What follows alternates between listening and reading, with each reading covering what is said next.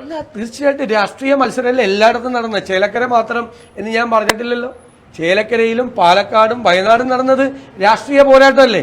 അവിടെ ഞങ്ങൾ പറഞ്ഞത് ഞങ്ങൾ അവിടെ ജയിക്കാൻ വേണ്ടി ഞങ്ങൾ ശ്രമിച്ചു.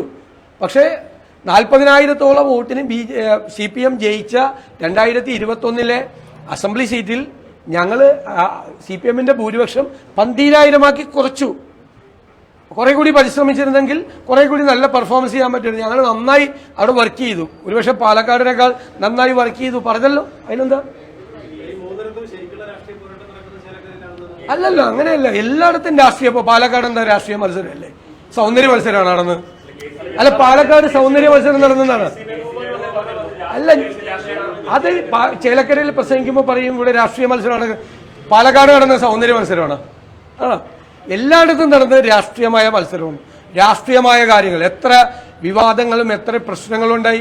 ഞാൻ പറഞ്ഞില്ലേ, പാലക്കാട് എന്തെല്ലാം ഉണ്ടായി. കത്ത് വിവാദം, പാതിര നാടകം, പെട്ടി വിവാദം, സ്പിരിറ്റ് വിവാദം, സന്ദീപ് വാര്യർ വിവാദം, അവസാനം പരസ്യ വിവാദം. 1/2 ഡസൻ സംഭവങ്ങളുണ്ടായി പൊളിറ്റിക്കലായിട്ട് അവിടെ. ഞങ്ങളെ വഷളാക്കാൻ വേണ്ടിയിട്ട്